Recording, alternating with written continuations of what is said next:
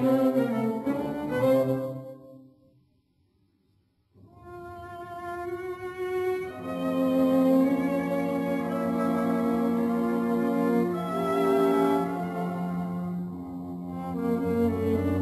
back to World Crisis Radio. Webster Tarpley here in Washington, and we're speaking by phone with Phil Berg, the distinguished lawyer from Philadelphia who has just been in another skirmish with the Obama administration here. Eric Holder, the U.S. Attorney General, refuses to investigate whether Obama is indeed a natural-born citizen qualified for the presidency. Phil, I think you said that your case included a demand for a special prosecutor. Am I right?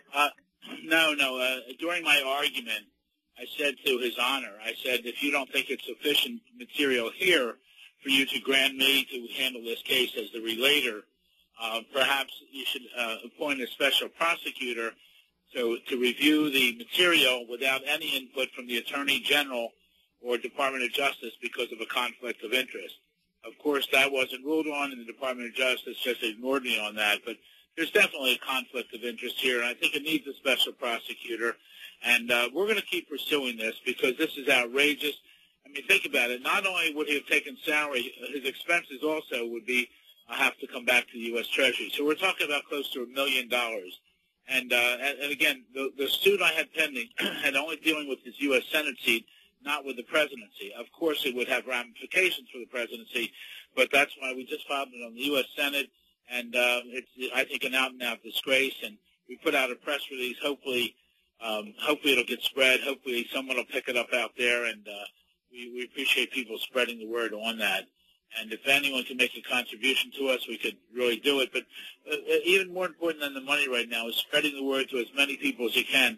And I know this is a great show to be on, but I know some of your listeners know some of these other talk show hosts, and I'm not afraid of anyone. I'll get on there and I'll defend myself against O'Reilly or Limbaugh or anyone else. And I think it's an issue that should be dealt with by the national media, and hopefully we'll get it there.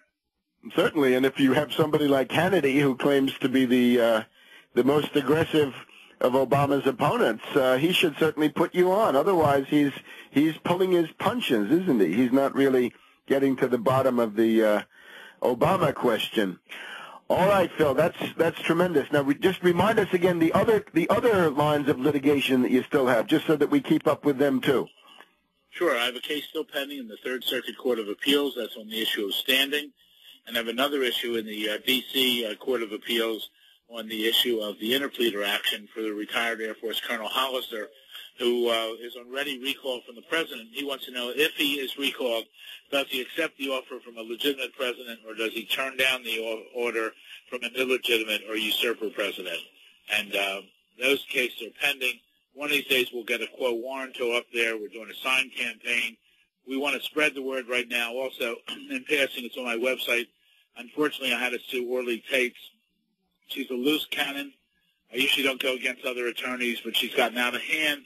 She's been illegally breaking the law by trying to bring me down. Makes no sense. She must be working for Obama or something. Through my paralegal, and she's taken my paralegal's name, date of birth, and Social Security number and spread it throughout the world. And that's in violation of state and federal laws, and I've gone after her. I actually have taken a default judgment against her. There's a law in California that says for every person you send it to, you're indebted to the victim being Lisa, my paralegal, for the sum of $3,000. And we know she's dispersed this now over to close to at least 150,000 different people. So we're going after her hook, line, and sinker. It's a disgrace. The focus has to be on the birth certificate of Obama. Orly Tates has been just getting publicity, but for no good. And she should be disbarred. Let her go back to being a dentist, and people can check that on my website. I usually don't like attacking someone else, but when someone like that got out of hand, I had to do that. All right, so we're looking forward to those long-awaited oral arguments in the Third Circuit in Philadelphia in that question. Your original suit started at the Supreme Court in August of last year, before the Democratic National Convention. And we wish you all the best. I urge everybody, go to Phil's website, make a contribution, obamacrimes.com, and keep in touch, and we'll do whatever we can to send out that press release on on the outrageous action by this federal district judge and the even more outrageous action by Eric Holder, whose contempt for the law could not be more evident. And, of course, Obama is the one who's supposed to take care that the laws be faithfully enforced. He's not doing it. So very disturbing. And Obama keeps saying how his administration is going to be so open and transparent.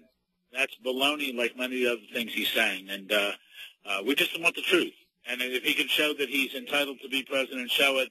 But because he hasn't showed it every day that goes by, I know that he's a fraud. This is the biggest hoax ever contemplated against the United States of America in 230 years. And Obama and Howard Dean and Michelle Obama should be held accountable for this.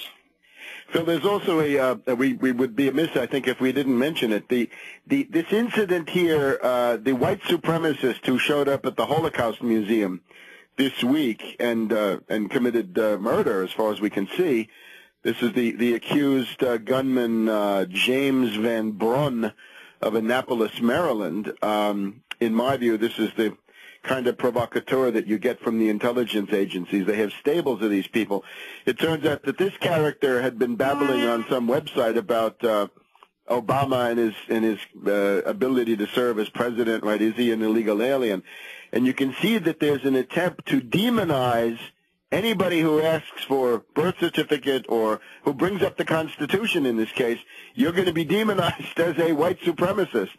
And I think that's exactly where just the fact that you're doing this with your background and your track record, Democratic county chairman, Democratic state committeeman, Democratic Party candidate for governor and senator of the Commonwealth of Pennsylvania, you are a refutation of this hysteria, which has been growing among the liberals on the various cable television networks.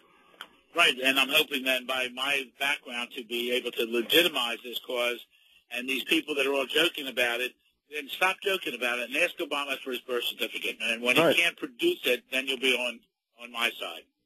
Okay, wonderful. So you are the key man, and I think that allows us to judge the wrecking activity of somebody like Orly Tates. In other words, people that are somehow trying to harass you, their motivations are among the darkest, let's say.